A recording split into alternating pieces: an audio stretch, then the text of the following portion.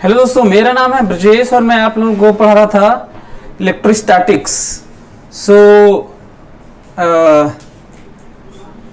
हम लोगों को आज पढ़ना है इलेक्ट्रिक फ्लक्स। ओके, शुरुआत करते हैं और इसको समझने की कोशिश करते हैं। इलेक्ट्रिक फ्लक्स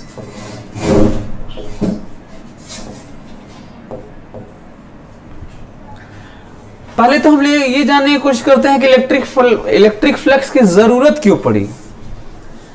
यदि इलेक्ट्रिक फ्लक्स हमें पढ़ना है तो क्या जरूरत है इलेक्ट्रिक फ्लक्स की। ओके, और इसका क्या एडवांटेज है। हम लोग इलेक्ट्रिक फ्लक्स पढ़ लेंगे तो क्या आगे जरूरत पड़ेगी।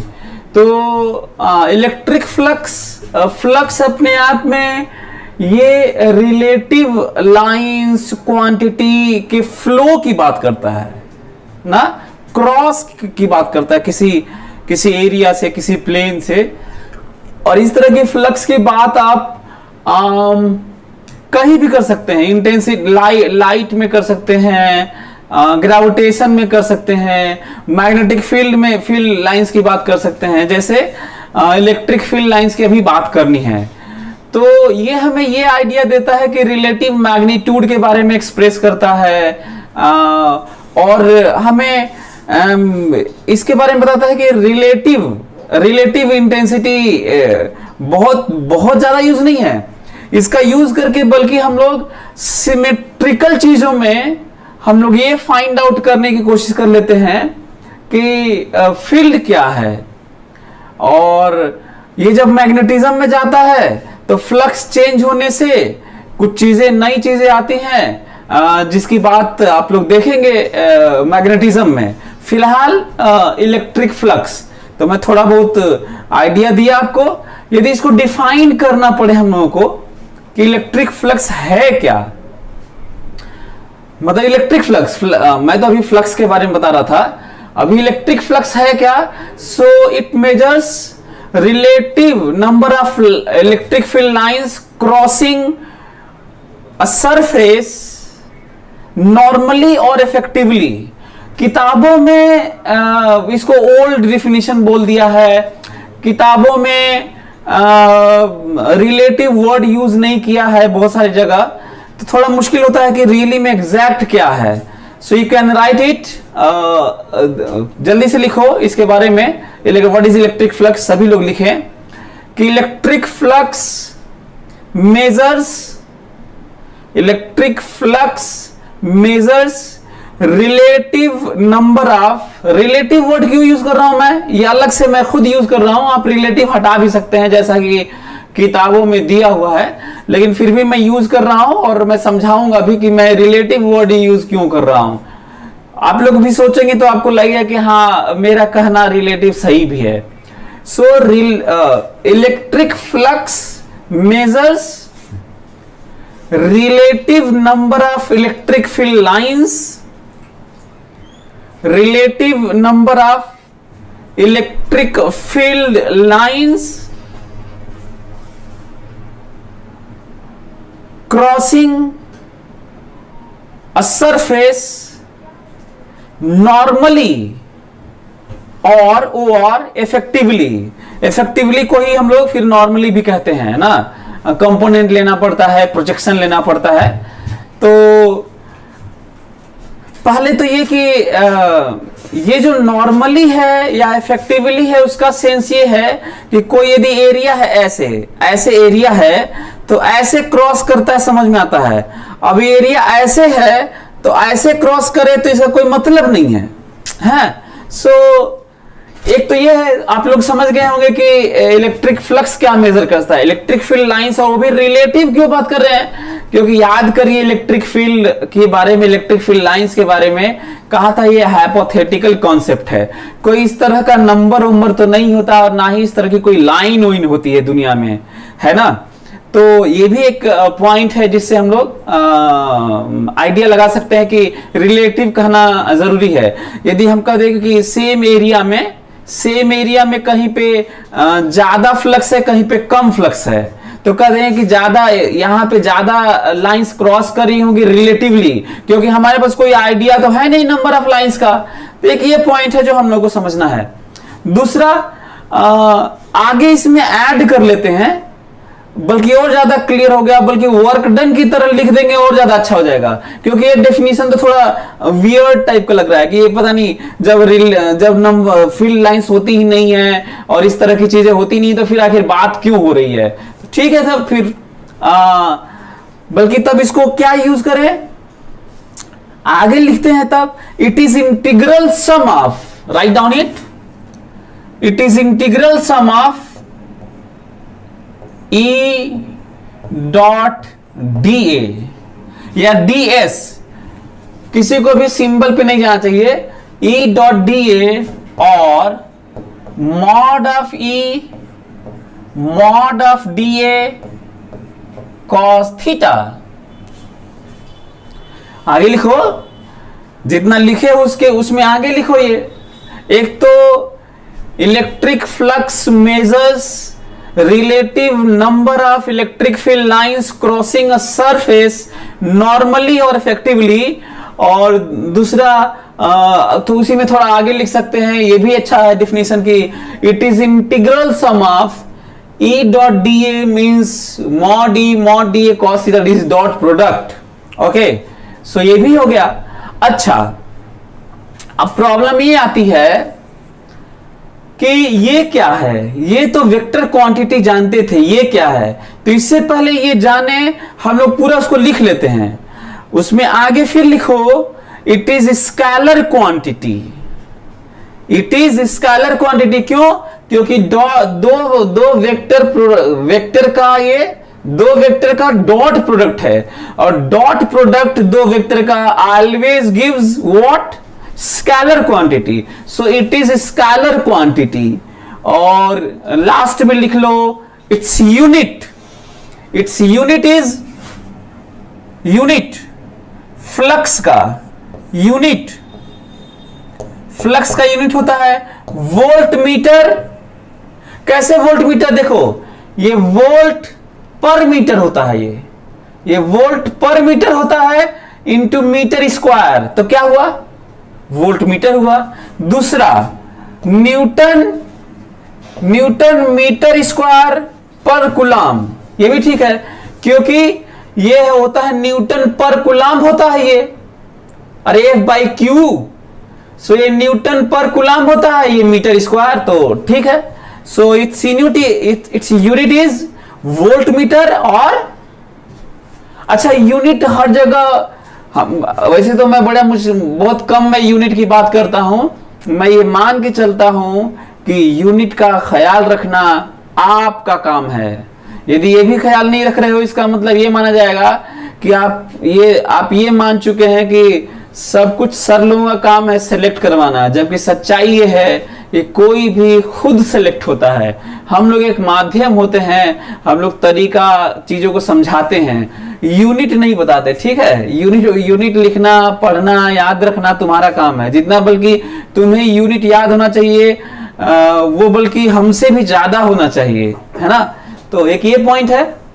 दूसरा, जो सेंस है, हमको लगता है कि आप लोग ये समझ गए होंगे, और इसके सेंस का मतलब ये है, सेंस देखिए, इस सेंस का मतलब है कि यदि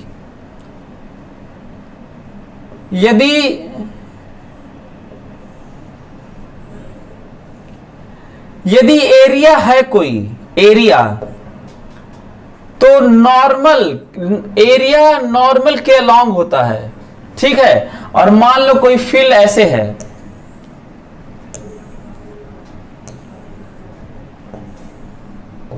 इलेक्ट्रिक फील्ड ऐसे है ना, मतलब ऐसे है इलेक्ट्रिक फील्ड E, तो देखो E और इनके बीच में एंगल थीटा है, E और इसके बीच में एंगल थीटा है, यही वाला थीटा यहां पर है। सो एक नई बात आ गई कि area, what is this, differential area, यहां पे पूरा एरिया ले सकते हैं, this is differential area, D area, this D area, integrate कर लीजिएगा ऐसे ऐसे। तो इससे आइडिया ये लग रहा है कि इसी का इंटीग्रल सम होगा। ओके, अब अगला नेक्स्ट क्वेश्चन क्या है? नेक्स्ट क्वेश्चन ये है कि सर पहली बार सुन रहे हैं ये एरिया वेक्टर है, तो मैं बता देता हूं सच ये है कि जो तुम आज तक एरिया पढ़ते आए और कैलकुलेट करते आए वो सच में वेक्टर नहीं था। इसका मतलब डिफरेंशिएट करते हैं, एरिया एक होता है और एक एरिया वेक्टर होता है। इसका मतलब यह हुआ कि एरिया स्केलर है और एरिया वेक्टर वेक्टर है। अब दो क्वांटिटी की बात होगी, एक एरिया की बात होगी जो निकालते आए होगे, जैसे लंबाई गुणे चौड़ाई, लेंथ इंटू ब्रेथ करते होगे, 4 pi R square, pi R square, ये जो निकालते रहे होगे इसको हम लोग क्या कहेंगे? एरिया है। सिंपली बात नहीं करेंगे डायरेक्शन की। So area is different thing and area vector is different thing. So area vector vector है। अब एरिया वेक्टर वेक्टर है तो दो चीज होगा, एरिया वेक्टर का दो चीज होगा, तो मिक्स मत करना, एरिया को एरिया वेक्टर से मत करना। तो हम लोग इलेक्ट्रिक फ्लक्स में या मैग्नेटिक फ्लक्स में या कहीं पे भी इस तरह का फ्लक्स में, ग्रेविटेशनल फ्लक्स में, कहीं भी जो फ्लक्स पढ़ेंगे उसमें हम लोग एरिया वेक्टर की बात करेंगे, not area. So area vector. अब अगला क्वेश्चन है कि इसका दो चीज होगा, मैग्नीट्यूड और डायरेक्शन। तो मैग्नीट्यूड तो वही होगा जो तुम जानते हो, मैग्नीट्यूड जो लंबाई गुणे चौड़ाई करके छोटा एरिया निकालते थे, चाहे रिंग का पाई आर स्क्वायर निकालते थे, एरिया मैग्नीट्यूड वही होगा, पर उसका अपना डायरेक्शन होगा परपेंडिकुलर टू द प्लेन। क्या डायरेक्शन होगा? Perpendicular to the plane. Okay, so perpendicular to the plane मतलब या नॉर्मल टू द प्लेन मतलब जैसे ये है एरिया, तो यहां पे देखो नॉर्मल, दिस इज, समझ में आ रहा होगा? ऐसे यदि एरिया ऐसे है तो देखो नॉर्मल ऐसे, जैसे बोर्ड ये है तो बोर्ड से ऐसे नॉर्मल खींचो, ये एरिया, ये डायरेक्शन है। तो अब नया क्वेश्चन आ गया, किसी प्लेन का दो एरिया हो सकता है, डायरेक्शन, एरिया का डायरेक्शन दो हो सकता है, एक तो इधर और एक तो इधर, मतलब ये भी नॉर्मल है, ये भी नॉर्मल है। अब क्वेश्चन होता है क्या इस एरिया का दो डायरेक्शन होता है? तो इसका तो दुनिया में किसी भी वेक्टर का दो डायरेक्शन नहीं होता है, एक ही डायरेक्शन होता है। तो अब ये नहीं समझ में आ रहा कि ये वाला माने कि इधर वाला माने। तो वैसे तो दोनों में कोई एक मानोगे, दोनों नहीं मानोगे, और जनरली कौन सा मानोगे? जिधर फील्ड रहेगा उधर वाला ही मानना बाय डिफॉल्ट। वैसे तो आप उल्टा वाला भी मान सकते हैं, लेकिन हम लोग का इंटेंशन होता है पॉजिटिव चीज में। यदि मान लीजिए एरिया ऐसे है, मान लीजिए फील्ड इधर की तरफ है, तो हमारे हाथ से इलेक्ट्रिक फील्ड लाइंस क्रॉस कर रहा होगा, तो ये वाला एरिया ले लेंगे, ये वाला तो निगेटिव फ्लक्स हो जाएगा, ये वाला लेंगे तो पॉजिटिव होगा। तो जनरली ट्राई करते हैं कि प्लेन एरिया है तो फील्ड की तरफ वाला है ना, एक ये पॉइंट है। अब हम आपको कुछ वीडियो दिखाते हैं और थोड़ा फील कराते हैं, तब इसमें आगे बढ़ेंगे। ओके, चलिए तो हम लोग देखते हैं कि रियली में, हाँ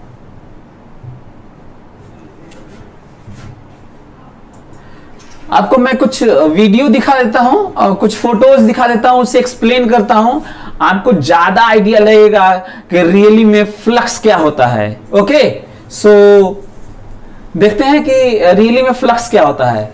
आप लोगों को दिख रहा होगा शायद, ये देखिए इलेक्ट्रिक फील्ड ऐसे है, पीछे करो,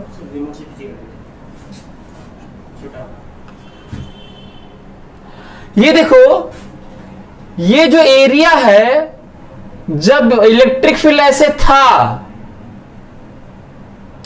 इलेक्ट्रिक फील्ड ऐसे था, तो एंगल देखो, एंगल जीरो है, मतलब एरिया वेक्टर और ई वेक्टर के बीच में एंगल जीरो है। प्लेन पर 90 डिग्री है, प्लेन के परपेंडिकुलर है, तो 90 मत मान लेना, क्योंकि प्लेन के परपेंडिकुलर डायरेक्शन होता है एरिया का।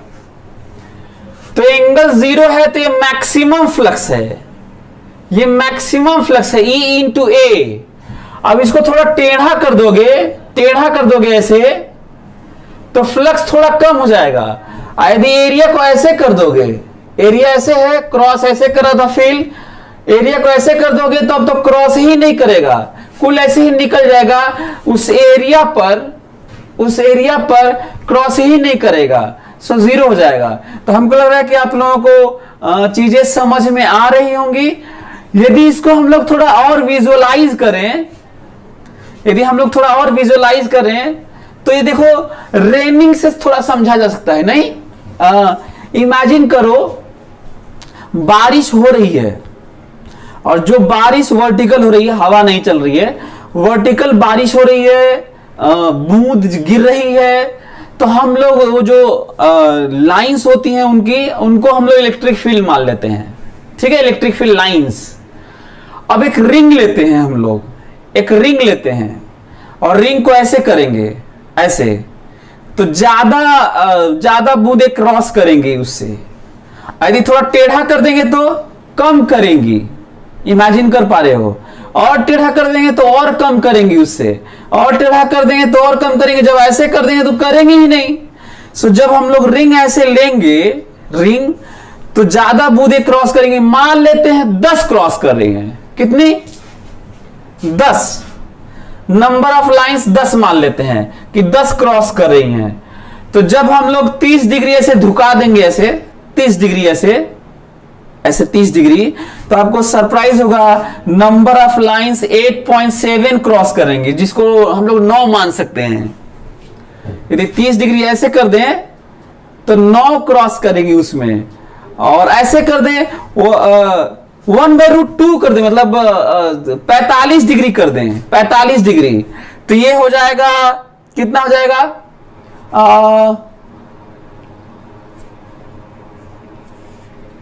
लगभग 7 हो जाएगा, 6.5 7 हो जाएगा। 60 डिग्री कर देंगे तो 5 हो जाएगा, 5 लाइन।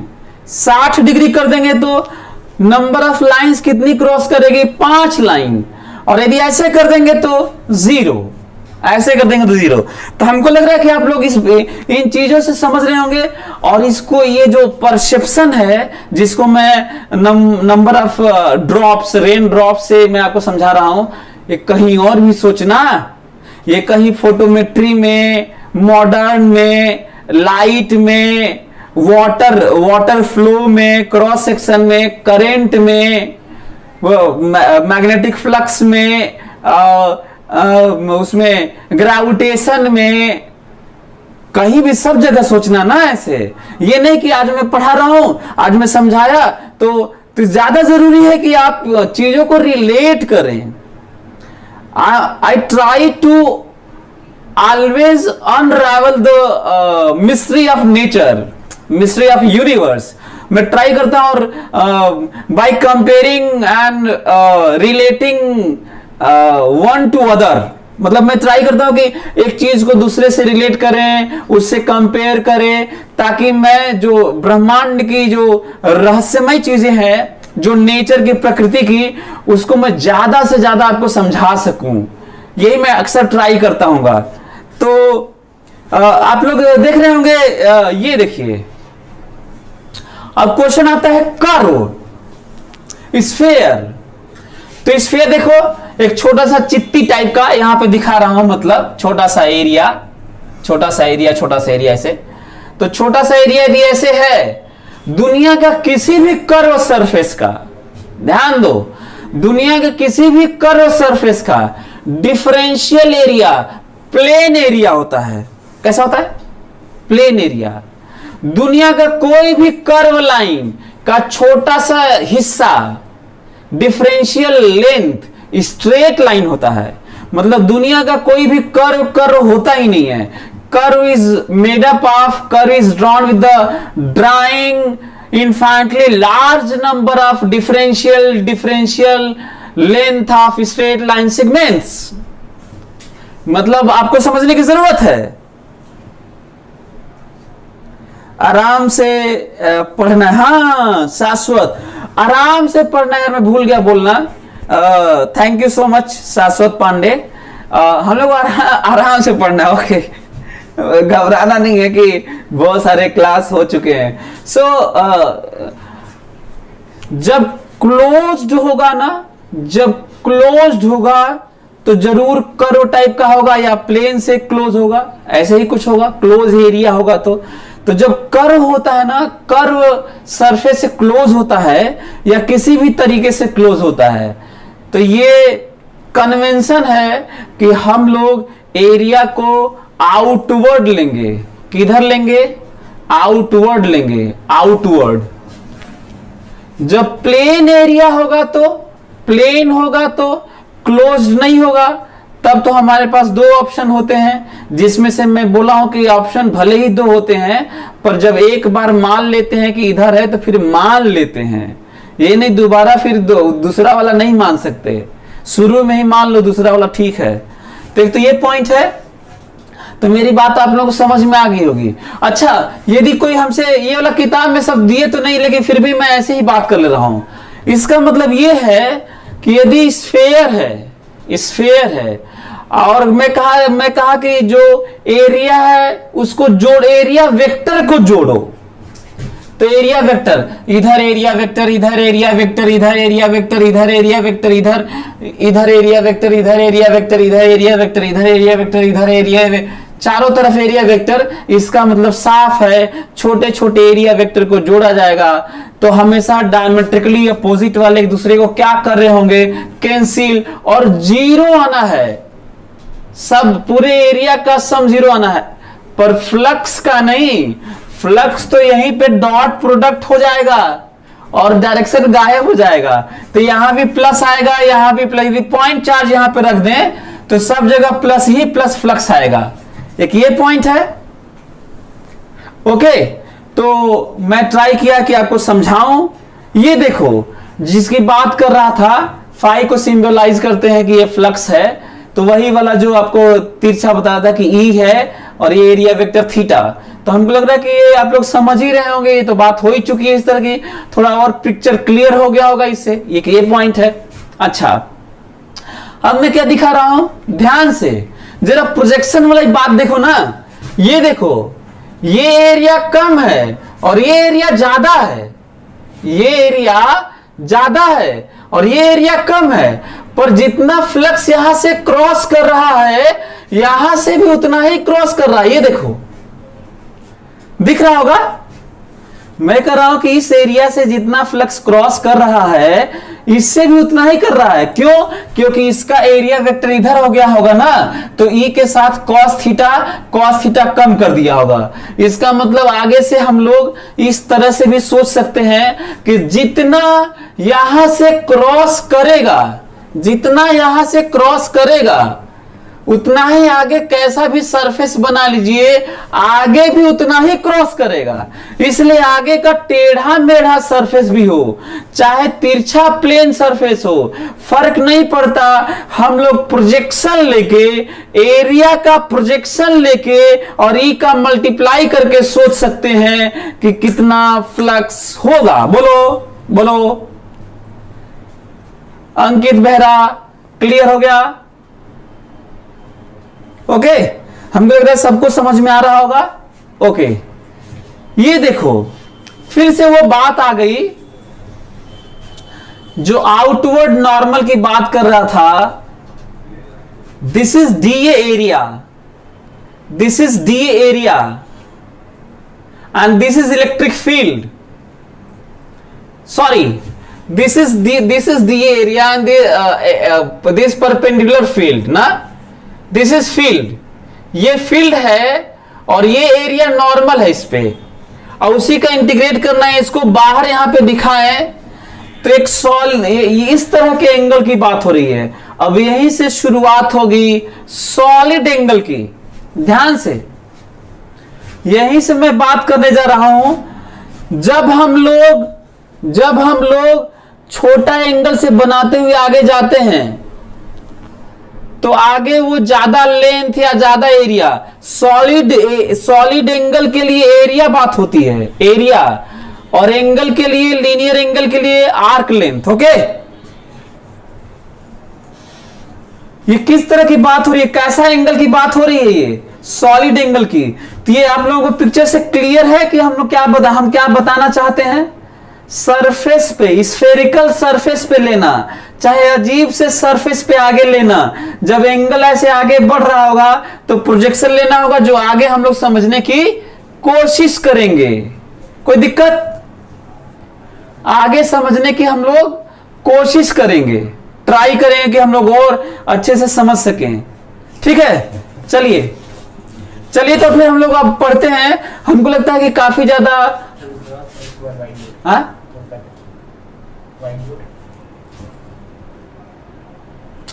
ओके, सो हमको लग रहा है कि आप लोगों को क्लियर हो गया होगा कि हम लोग किस तरह की बात करनी है, आइडिया लग गया होगा।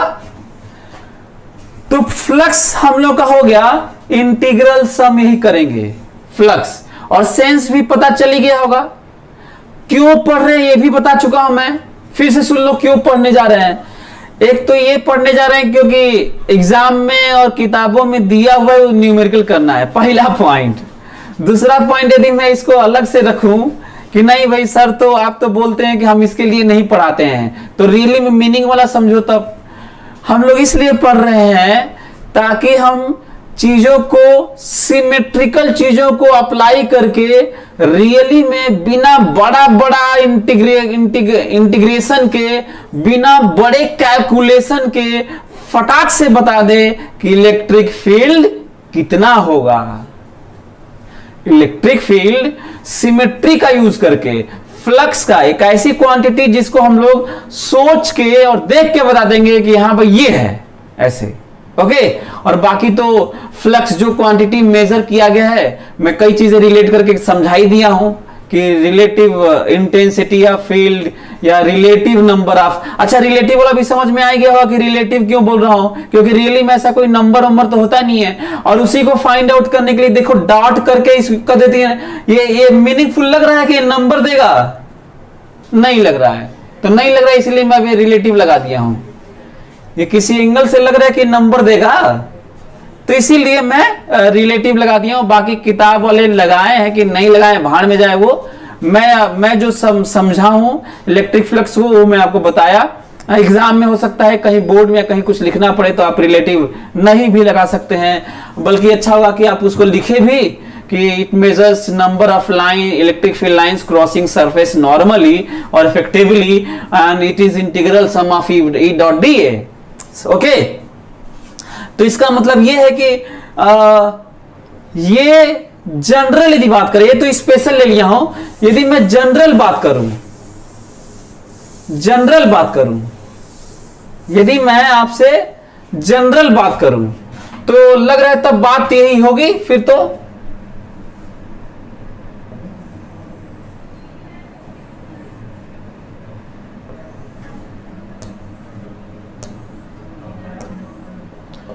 अजीब सा टेढ़ा मेढ़ा ऐसे कुछ सरफेस हो तो इसका मतलब हम लोग छोटा सा डी एरिया लेंगे, इधर डी ए होगा और ये यूनिट वेक्टर। अच्छा हाँ, D A is magnitude, is unit vector normal to the plane and this is E. Matter ये नहीं करता कि यहां पे नॉर्मल ऐसे एंगल बदलता रहेगा, ई भी बदले, है ना, फर्क नहीं पड़ता। मैं ये नहीं कर रहा हूं ई कांस्टेंट है, ना ही मैं ई को कांस्टेंट कह रहा हूं और ना ही मैं ये कह रहा हूं कि थीटा कांस्टेंट है। पर electric flux symbol phi, the summation of d phi d phi d phi d phi, the summation of E dot D A dot D A dot D A dot D A, and that is what mod of E mod of d A cos theta. और मैं कहीं भी ये नहीं कहा कि ई constant है और थीटा कांस्टेंट है। मैं ये समझा रहा हूं कि this most general form to find flux anywhere, कहीं भी मतलब कहीं भी। ये जो कहीं भी मतलब कहीं भी बोलता हूं ना, तुम्हारे दिमाग में गूंजते रहना चाहिए कि जो लॉज होते हैं, जो जनरल एक्सप्रेशन होते हैं, वो कहीं भी के लिए होते हैं।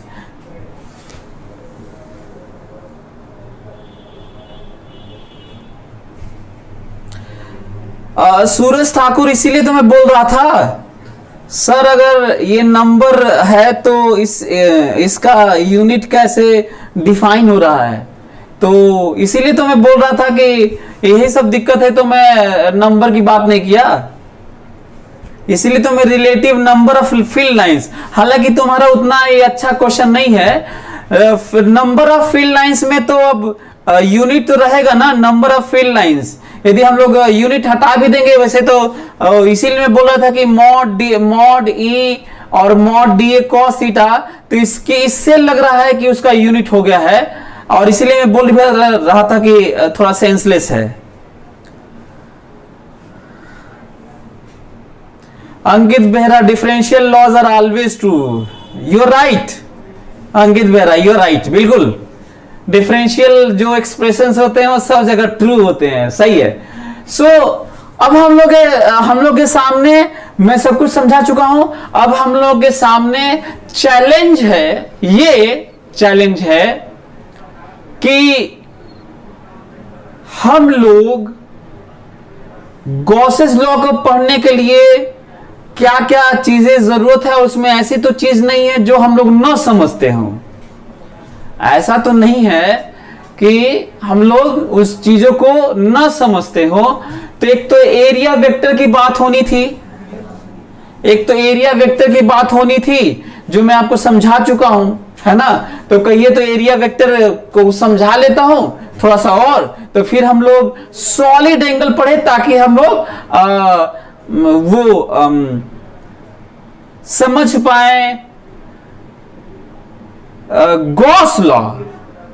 ओके, इसमें स्पेशल केस बना दो, स्पेशल केस, चलिए स्पेशल केस बना देता हूं, ध्यान से सभी लोग मेरी बात सुनेंगे कि मैं कैसे स्पेशल केस बना रहा हूं, सभी लोग सुनिए। Flux, electric flux, obviously electric flux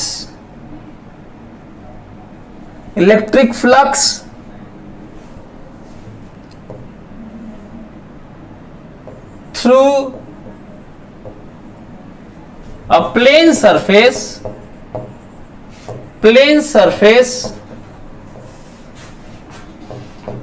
in uniform E। याद है मैं क्या पिछले वाले में क्या कहा था, वो जनरल है, मैं क्या कहा था, जनरल है। अब मैं स्पेशल, अच्छा आप कह सकते हैं कि सर जब आप जनरल पढ़ाते हैं, किताबों में जनरल दिया रहता है, तो स्पेशल क्यों पढ़ते हैं, या फिर कोई क्यों पढ़ाता है, मैं बताऊं क्यों पढ़ाता है। हम लोग उस चीज को स्पेशल अलग से पढ़ लेते हैं जिसका यूज क्वेश्चन में, रियल लाइफ के सिचुएशन में, या प्रैक्टिकल करने में, या एक्सपेरिमेंट में, या नेचर में जो देखने को ज्यादा मिलता है ना, उसको हम लोग स्पेशल बना के और फिर उसको हम लोग याद रखते हैं, ताकि जनरल से बार बार लेके उसे डिराइव करके न देखना पड़े, छोटे में हम लोग समझ के कम में ही फटाक से आंसर बताएं, समझ पाए, अंडरस्टैंडिंग लेवल का थोड़ा हाई हो जाए, चीजों को क्वांटिफाई जल्दी से कर लें, डिजिटाइज कर लें, अमाउंट बता दें, समझ पाए। तो समझदारी बढ़ाने के लिए हम लोग ऐसा करते हैं। तो इससे आपको अंदाजा लग गया होगा कि ये इलेक्ट्रिक फील्ड यूनिफॉर्म है, और यदि ये एरिया है तो इधर की तरफ एरिया होगा जिसका नॉर्मल ऐसे होगा, और यदि इलेक्ट्रिक फील्ड को मैं कहूं कि कांस्टेंट, अभी तक कांस्टेंट नहीं कहा था मैं, लेकिन अब मैं कांस्टेंट कर रहा हूं ना, कांस्टेंट, ठीक है। सभी लोग समझने की कोशिश करेंगे मेरी बात को। ये जो इलेक्ट्रिक फील्ड लाइंस है E, तो यहां से इधर की तरफ होगा E, इनके बीच का एंगल थीटा है। तो जरा देखो तो, यदि कोई हमसे कहता है फाई बताइए, तो हम लोग कहें कि ऐसा है कि फार्मूला तो यही होता है भाई, कॉस थीटा। मैं क्या देख पा रहा हूं कि ये जो छोटा छोटा एरिया लिया गया है, इस तरह छोटे छोटे एरिया लिया जाएगा तो सब एरिया ऐसे ही होगा छोटा छोटा एरिया का, और ई हमेशा इधर ही होगा क्योंकि यूनिफॉर्म फील्ड है। इसका मतलब साफ है कि ये बाहर है, ई मैग्नीट्यूड कांस्टेंट है, बाहर है, और कॉस थीटा भी बाहर है। किसका समेशन होगा? डीए एरिया का समेशन होगा, जो कि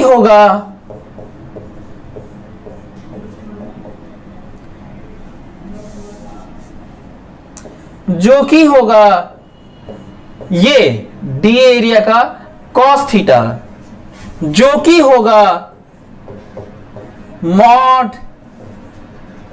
ए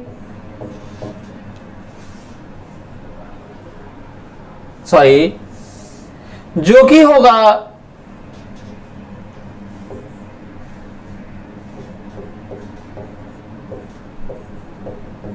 सही है। इसका मतलब इसके लिए स्पेशल आया, फाई बराबर ई डॉट ए,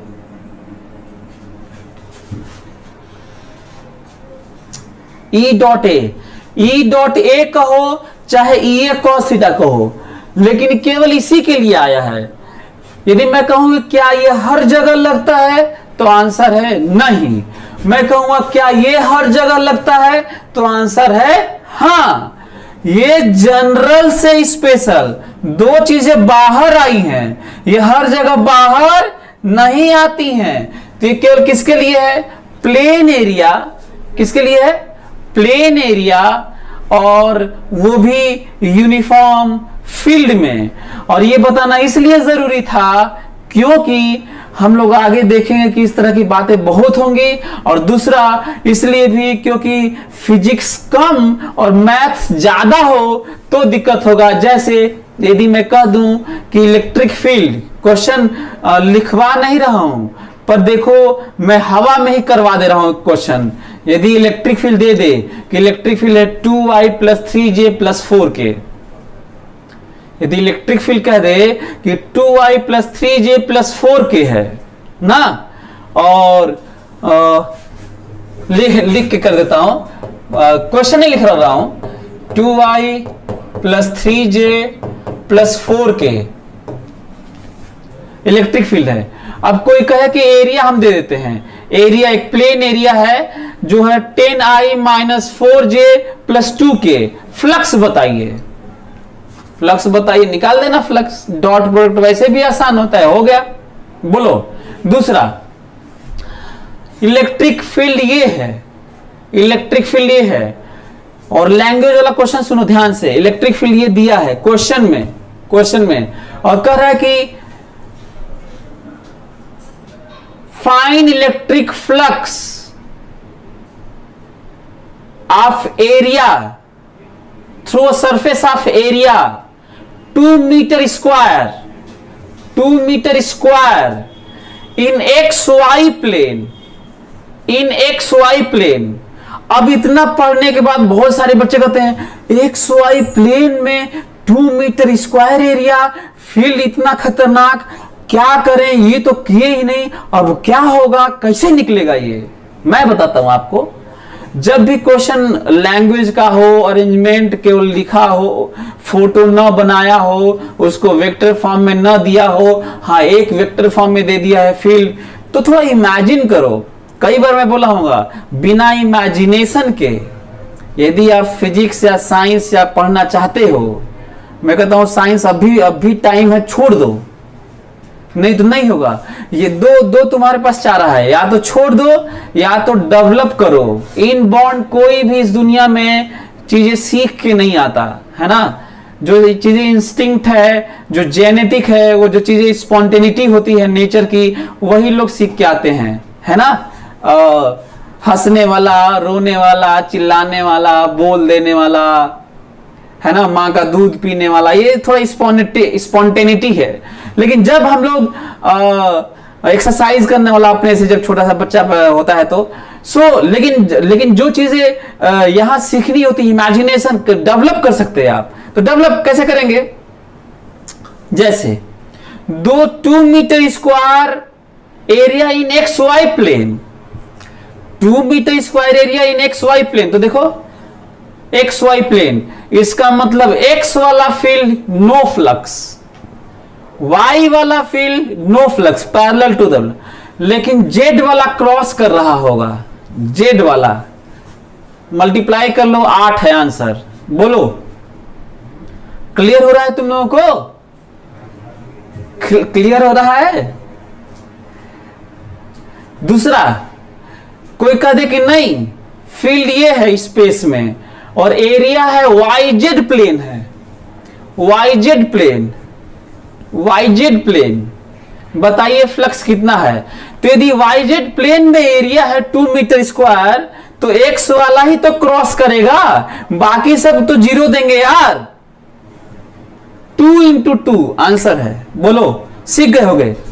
बोलो क्लियर है? Message clear? इमेजिन करना ज्यादा जरूरी है, ऐसे लिखा रहेगा तो कैसे करोगे? फार्मूले थोड़ी होगा यार, ये ऐसे सोचने से थोड़ी हो जाता है कोई चीज, ये वाला भी होता है, लेकिन बहुत सारे फॉर्मेट होते हैं क्वेश्चन देने के ना, तो उसको समझना ज्यादा जरूरी है। तो अब हम लोगों को अब आप आगे बढ़ रहे हैं, ये वाला क्यों किए हैं समझ में आ गया होगा, स्पेशल स्पेशल। अब हम लोग एरिया को थोड़ा दिखा देता हूं, एरिया वेक्टर को, उसके बाद हम लोग एंगल और सॉलिड एंगल पढ़ेंगे, और मोस्ट प्रोबेबली अगले क्लास में हम लोग शायद गॉस लॉ पढ़ पाए। आज तो हम लोग को बहुत कुछ समझना है चीजों को, तो चलिए थोड़ा सा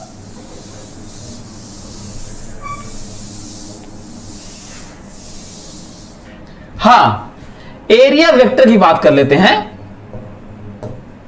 अब कोई कह रहे कि भाई एरिया वेक्टर टॉपिक ही नहीं आया, तो लो टॉपिक आ गया, लो टॉपिक आ गया। ये हो गया एरिया, लंबाई गुणे चौड़ाई जो निकालते हो, और एरिया वेक्टर इधर होता है, ठीक है, यही एरिया वेक्टर है। यदि हम लोग इसको लिखें तो ऐसे कहें कि एरिया वेक्टर होता है magnitude of area, this area जो हम लोग नॉर्मली जानते हैं, and direction is normal to the plane. हाँ इधर भी हो सकता है, एक पॉसिबिलिटी है कि आप इधर भी सोचें, पर कोई एक ही सोचेंगे, दो नहीं सोचेंगे। लेकिन जब प्लेन होगा, ये भी थोड़ा किताबों में कम समझाए हुए ना, ये कर्वेचर है, सो प्लेन होगा तो डीए और इधर की तरफ, so DA area vector is magnitude of D N N is an unit vector. हाँ अब ये टोटल एरिया नहीं लेना है, क्योंकि अब तो यहां पे एरिया ऐसे ऐसे ऐसे ऐसे थोड़ा टेढ़ा होता रहेगा, कर्व है तो जब इस तरह का सेंस होता है तो थोड़ा सा कर्वेचर आउटवर्ड की तरह लेते हैं, यहां पे तो अब इधर ही लेंगे। और तीसरा जो बात है, यदि क्लोज है, closed area not a curve area, curve area, plain area, curve area and closed area, sphere या ऐसे, तो तब इसमें मस्ट है कि हम लोग किधर की तरफ लेंगे यार, outward, normal and outward, normal and outward, normal and outward, closed area, this plain area and this curve area। अंतर समझ में आ गया होगा? चलिए, तो यदि एरिया खत्म हो गया तो अब हम लोग सॉलिड एंगल पढ़ लेते हैं, सॉलिड एंगल, ताकि हम लोग गॉस लॉ को ज्यादा आसानी से समझ पाएंगे। ओके, तो Gauss law sorry solid angle देखते हैं। इसको बना लीजिएगा आप लोग, जो एरिया की जो बातें हुई हैं इसको बना लीजिएगा। एंगल एंड सॉलिड एंगल, सभी लोग मेरी बात ध्यान से सुनेंगे, डिटेल देखते हैं। Angle and solid angle, detail देखते हैं ध्यान से। याद करो, एक प्लेन में लाइन हो,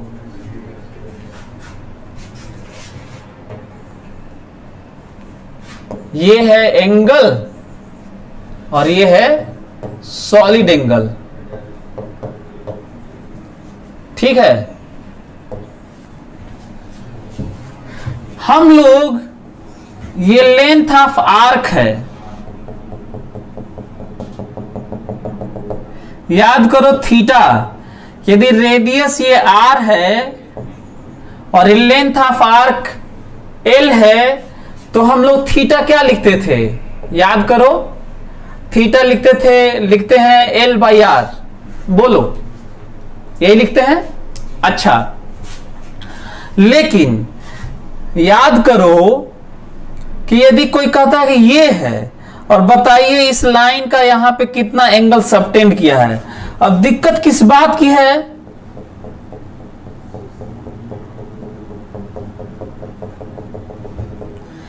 एक तो ये दूरी सेम नहीं है, एक तो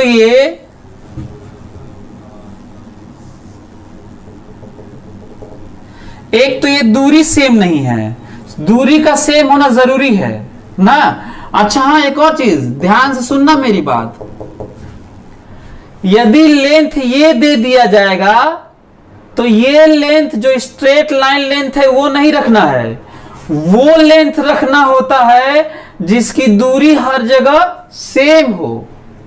फोकस करो मेरी बात पे, यदि मैं ये लेंथ भी दे देता ना, ये वाला स्ट्रेट लेंथ, तो straight length divided by R से एंगल नहीं आएगा, क्योंकि इसकी दूरी यहां से सब सेम नहीं है। लेंथ ऑफ आर्क, ये बहुत जरूरी है। तो यदि ऐसा है, ये तो यदि डिफरेंशियल लेंथ लेते इसको, डिफरेंशियल लेंथ, तो देखो मैं कैसे डिफरेंशियल में चेंज करता हूं, मेरी बात ध्यान से सुनना। अब मैं कर रहा हूं, ये डी थीटा है और ये डी एल है, और डी एल है तो ये स्ट्रेट माना जाएगा, और इसको हम लोग इसके अलॉन्ग प्रोजेक्ट करते हैं, माना ये फाई है या अल्फा है। अब हमको बताओ इसका प्रोजेक्शन इस पे, इसको लगभग स्ट्रेट मानना है ना। डिफरेंशियल अभी समझाया था कि दुनिया का कोई भी कर्व हो, उसका छोटा सा पार्ट क्या होता है, छोटा सा पार्ट स्ट्रेट लाइन होता है। तो इसको स्ट्रेट लाइन, कर्व होगा तो भी स्ट्रेट लाइन मानना, क्योंकि देखो एंगल कितना छोटा है। ये तो मैं बस फार्मूला याद दिला रहा था। इसके लिए एंगल सबटेंडेड, इसके लिए अब देखो यहां पे सेम आर है, ये अलग अलग दूरी था।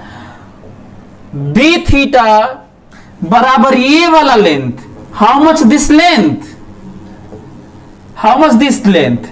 D l cos alpha, and this is d l cos alpha divided by R, क्योंकि अब ये वाला देखो आर सेम है, सब जगह सेम है, ये अलग अलग दूरी पर था, और यहां पे हमें बताना था एंगल क्या है।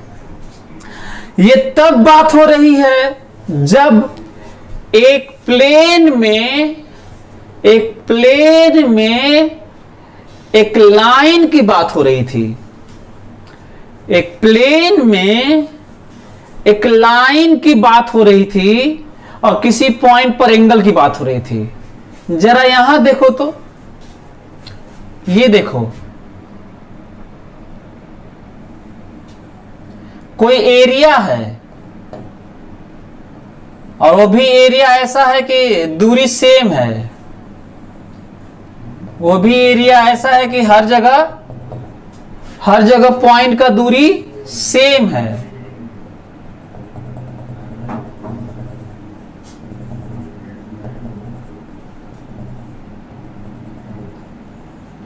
तो यहां पे ऐसे एंगल की बात होती है, ऐसे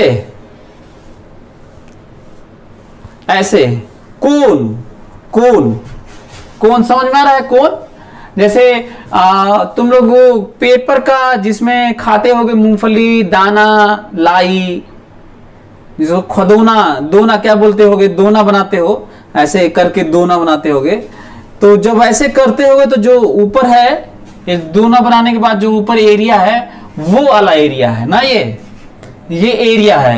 यदि हर पॉइंट की दूरी यदि r है, हर पॉइंट की दूरी यदि r है, तो ये डेल्टा, सॉलिड एंगल डेल्टा होता है a/r²।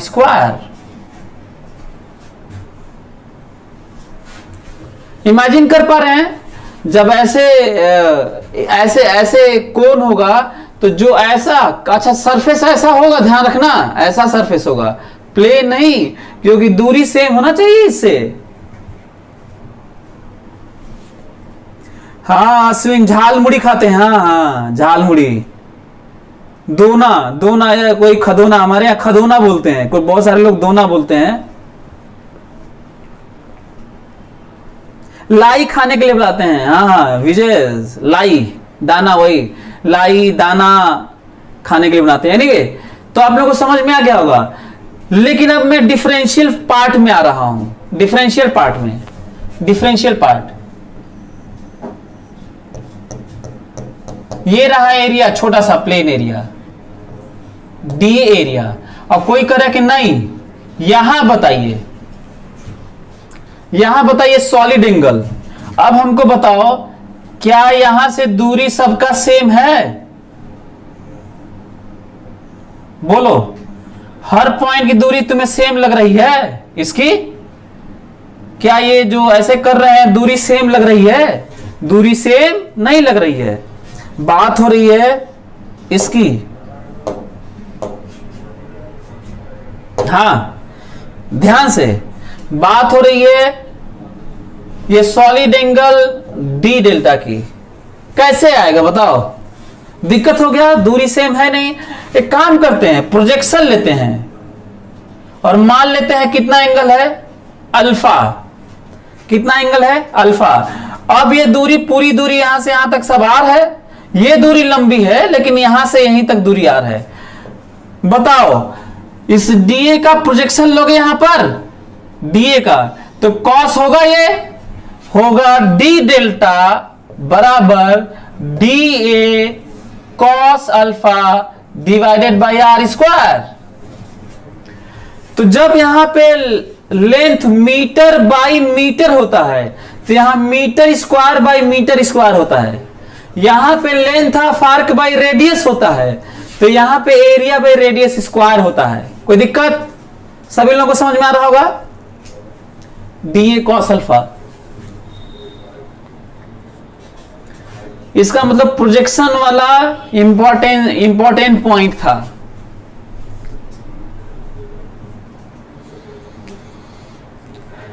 यदि आप ये समझ गए तो क्यों ना फिर इसको मिटा के फिर आगे बात करें। आप लोग सॉलिड एंगल समझ गए? सॉलिड एंगल, सॉलिड एंगल ऐसे, यहां पर कितना एंगल, सॉलिड एंगल यहां पर कितना सॉलिड एंगल का, solid angle, this is solid angle, solid angle, this is solid angle. यदि समझ गए तो मैं थोड़ा सा एक क्लोज लाइन की बात कर लूं और क्लोज सरफेस की बात कर लेता हूं। चलिए ध्यान से सभी लोग सुने, मैं रिलेट करके पढ़ा रहा हूं तो ज्यादा आप लोगों को समझ में आएगा, इसीलिए मैं दोनों लिख रहा हूं।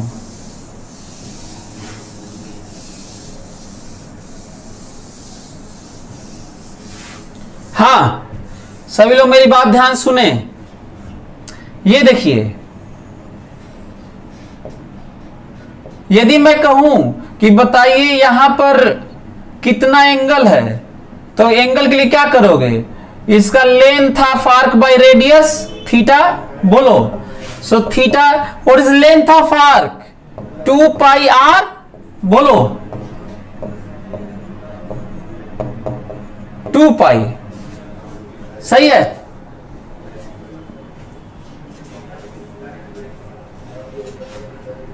यदि मैं कहूं इस पॉइंट पर कितना है, कितना एंगल है, तो क्या कहोगे? छोटे छोटे एंगल को जोड़ोगे, बोलो। ये छोटे छोटे एंगल को, जितने भी एंगल होंगे सबको जोड़ोगे, सबको जोड़ोगे तो वही डी थीटा जुड़ेगा, टोटल इतना 2 पाई होगा। अच्छा, अब स्फेयर हो तो स्फेयर, स्फेयर हो तो कितना सॉलिड एंगल होगा, स्फेयर हो 3D, प्लेन 2D हो तो क्लोज लाइन, और 3D स्पेस हो तो क्लोज्ड एरिया होता है। सो बताओ what is delta? Area by R square. What is area? 4 pi R square by R square बराबर 4 पाई। तो सॉलिड स्फेयर का सेंटर पे कितना सॉलिड एंगल होता है? 4 पाई। और सर्कल का सेंटर पे कितना एंगल सबटेंडेड होगा तो होता है पूरे 2 पाई। एक और बात ध्यान से सुनोगे, यही नहीं, सेंटर ना हो, मैं कहूं यहां पर बताओ, यहां पर ऐसे, तो इंटरेस्टिंग पॉइंट देखो, छोटा छोटा ऐसे ही जोड़ोगे छोटे छोटे एंगल, तो बताओ छोटे छोटे एंगल जोड़ोगे यहां पर सेंटर से हट के, तो भी एंगल तुम वही वाला जोड़ोगे कि नहीं? और जब घूम के आओगे तो अभी भी थीटा कितना होगा? 2 पाई। सिमिलरली यदि स्फेयर है, यदि यहां पर यदि मैं कहूंगा कि छोटे छोटे एरिया लेके जोड़ा जाए, अगेन छोटा छोटा एरिया लेके जोड़ा जाए, तो पूरा सॉलिड एंगल अगेन कितना होगा? 4 पाई। इसका मतलब साफ है कि सर्कल, एक प्लेन में कोई सर्कल है तो सेंटर से अगल बगल कोई भी पॉइंट ले लो, ये ध्यान दे रहे हो? हम कहे पॉइंट कुछ भी ले लो, घूम के एंगल वाली बात तो घूम के वहीं पे ना आओगे, जब लाइन पे आओगे अंदर में पॉइंट रहेगा तो एक ये पॉइंट है जो आपको जानना था। ध्यान दे पा रहे हो? आप लोग कह सकते हैं सर यहां पे दूरी सेम नहीं है, तो दूरी सेम मतलब डिफरेंशियल वाला फार्मूला यूज करो। बताओ ये दूरी अलग अलग है पर एंगल तो यही ना जोड़ोगे? बोलो, एंगल यही सब जोड़ोगे कि नहीं, कि कुछ और जोड़ोगे? तो जब यहां पे एंगल को जोड़ने पे 2 पाई आ रहा है, तो यहां पे कोई एंगल जोड़ोगे तो क्या दूसरा आ जाएगा?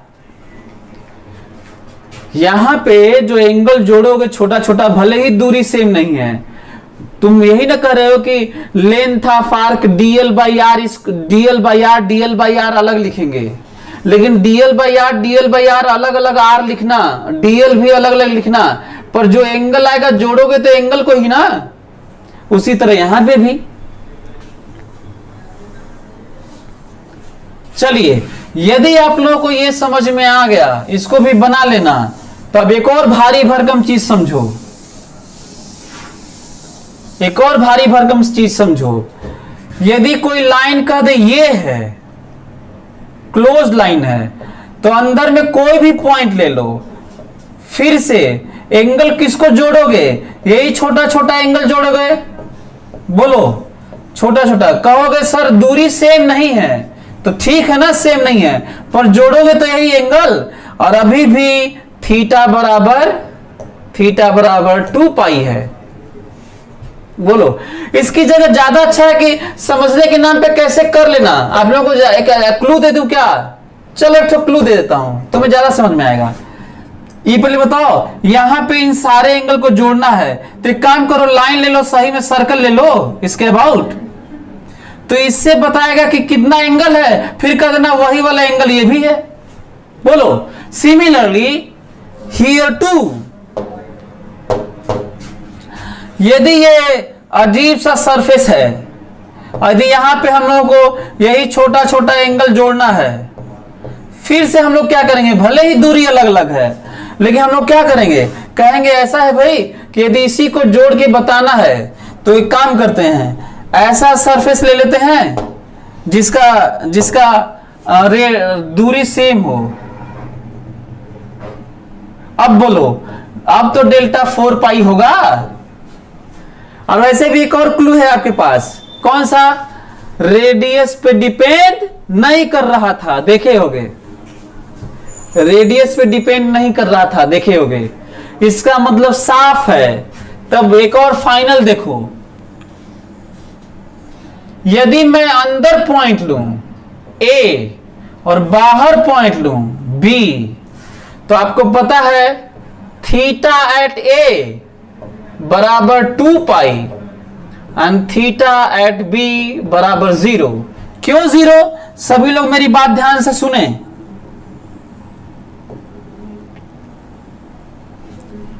जब हम लोग यहां से यहां आते हैं, चाहे इधर से इधर जाते हैं, कोई भी डायरेक्शन तुम्हारे ऊपर है, यदि तुम ये वाले एंगल को ऐसे, ये वाले एंगल को प्लस लिए, ये वाले एंगल को प्लस लिए, तो ये वाले एंगल को तुम्हें माइनस लेना होगा यहां पे, और हो जाएगा थीटा 0। सिमिलरली यदि क्लोज सरफेस है और अंदर में कोई भी पॉइंट ले लो और बाहर में कोई पॉइंट ले लो, delta solid angle at A बराबर 4 pi and solid angle at B बराबर 0। वाई 0? देखो, जब तुम यहां पे चल रहे होगे तो तुम हमेशा ऐसे ही चल रहे होगे। यदि मैं थोड़ा सा डायरेक्शन मान लूं छोटे छोटे एंगल का, तो जब तुम ऐसे चल रहे होगे तो तुम ऐसे ही ऐसे चल रहे होगे। इमेजिन कर पा रहे हो छोटे छोटे एंगल लेके। लेकिन बाहर में यदि तुम ऐसे, यदि इसका प्रोजेक्शन का सॉलिड एंगल, इसके प्रोजेक्शन का सॉलिड एंगल थीटा है या डेल्टा है, तो इसके प्रोजेक्शन का सॉलिड एंगल माइनस डेल्टा होगा और 0 हो जाएगा। लेकिन अंदर में ऐसा नहीं होता।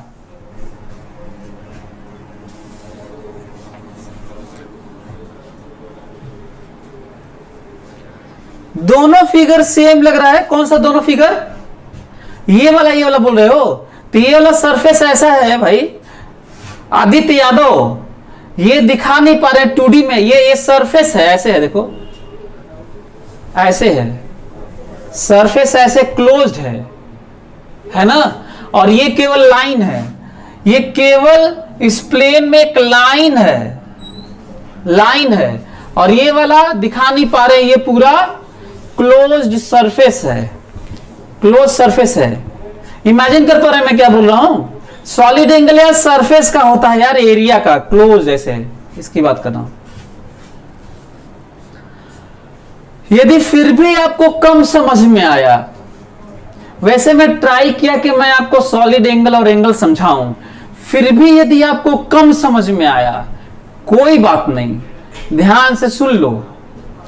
कोई भी क्लोज्ड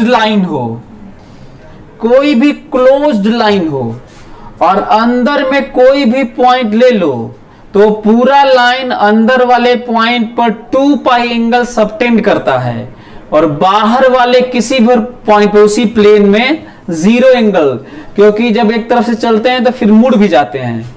उसी तरीके से क्लोज्ड सरफेस हो तो अंदर वाले किसी भी पॉइंट पर सॉलिड एंगल 4 पाई होता है। अजीब सा अनसिमेट्रिकल सरफेस हो तो भी अंदर वाले किसी भी पॉइंट पर, यहां पर किसी भी पॉइंट पर जो सॉलिड एंगल सबटेंडेड होगा, जो इंडिपेंडेंट ऑफ दूरी होता है, आर नहीं आता होगा, स्फीयर में देख चुके होगे, तो वैल्यू कितनी आती है? 4 पाई। कितनी आती है? 4 पाई। और बाहर वाले किसी पॉइंट पर 0 आती है।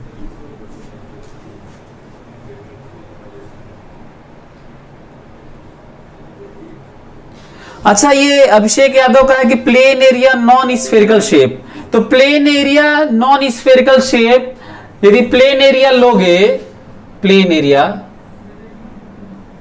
एरिया, तो फिर इसको हम लोग निकालेंगे ऐसे। बात तो किया था यार, एंगल निकालेंगे ऐसे, एरिया दूरी लेके, प्रोजेक्शन ऐसा दूरी लेके, तो हमें निकालना पड़ेगा। लेकिन फार्मूला वही है, DA/R², DA/R² summation of that. चलिए आगे हम लोग देखेंगे, और इसको हायर एजुकेशन में ज्यादा, हालांकि हायर एजुकेशन में ज्यादा यूज होता है, लेकिन फिर भी मैं आपको ट्राई किया समझाने की कि आप लोग सॉलिड एंगल को ज्यादा रियलाइज कर पाए। अब हम लोग तैयार हैं गॉस लॉ पढ़ने के लिए। तो अगले क्लास में हम लोग पढ़ेंगे गॉस लॉ। आज हम लोग फ्लक्स सीखे, कुछ क्वेश्चन भी अजीब अजीब सा प्लानिंग हुई कि भाई ऐसा होगा तो कैसा इमेजिन करेंगे, वैसा होगा तो कैसा इमेजिन करेंगे। एरिया वेक्टर को वेक्टर, एरिया को एरिया और एरिया वेक्टर को वेक्टर सीखे, उसका डायरेक्शन सीखे, और आज हम लोग एंगल और सॉलिड एंगल सीखे। तो चलिए फिर आगे पढ़ेंगे Gauss law. Thank you so much.